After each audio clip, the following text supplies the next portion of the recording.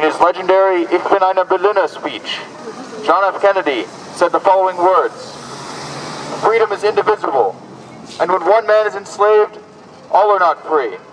Today in Britain, one man is not free. For this reason, we've come to protest at the British Embassy once again to demand the release of Tommy Robinson, aka Stephen Lennon. It's been 4 weeks since Tommy was taken into custody. Everyone knows why he was arrested. He is supposed to have used a fake passport. The British government raised this accusation some 6 weeks after he traveled into the United States. He gave a speech in the US at a conference held by the group known as Stop the Islamization of Europe. 6 weeks after this speech, he was arrested. The British government took an entire 6 weeks to fabricate charges on which to arrest him. Why do they want to silence Tommy Robinson? He raises uncomfortable questions. He bravely brought a number of problems to light that are inextricably linked with the silent Islamic conquest of Britain. No one in British politics welcomes such news. London, however, has already been the victim of devastating and deadly acts of terror, to say nothing of the countless violent crimes. The city has seen a shocking rise in gang rapes perpetrated by Muslims, who are also responsible for the massive and systematic forced prostitution of native British girls. The British police and the British government have tried to cover up these crimes for years. Enormous numbers of underage British girls are raped continuously, month after month. Any so-called infidel girl could be the next victim.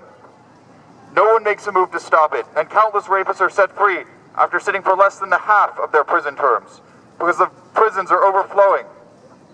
In one particularly horrifying case, 9 Muslims were found to have raped 631 girls.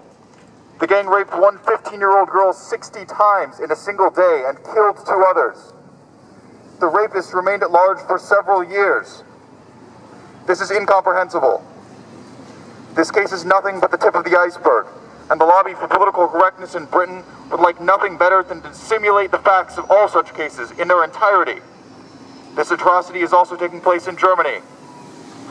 It's noteworthy that people like the radical Muslim imam Abu Qatada are let out on bail, while Tommy is held under inhuman conditions, allegedly in pre-trial custody, as if he were a violent criminal. The Muslim hate preacher Abu Qatada can't be deported to Jordan, because there he could allegedly be required to stand trial under unfair conditions. This would violate the poor terrorist's human rights. What about Tommy's human rights? Does he have any? Abu Qatada, infamous as Osama bin Laden's right hand, was sentenced in absentia to life in prison in Jordan for organizing a series of terrorist attacks.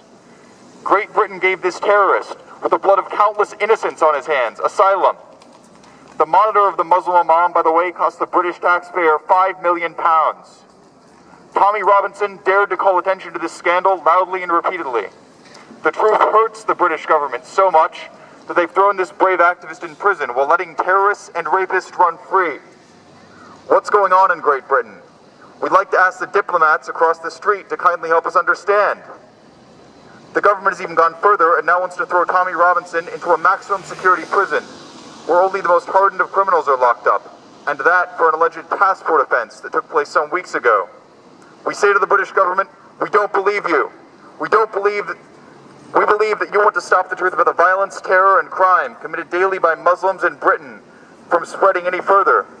You can't suppress the truth. There are armies of Tommy Robinsons. We're all Tommy Robinson. You can't lock up all of us, not in Britain, not in Germany, not in Europe, and not in the rest of the world. See the truth for what it is, and stop trampling on your citizens' human rights. The protection of every citizen's physical safety is a human right. Fulfill your duty to protect England and your own people. You can't simply abolish freedom of speech. This too is a human right. Free Tommy. We are the Durban Defense League. We will never surrender. Maximum resistance.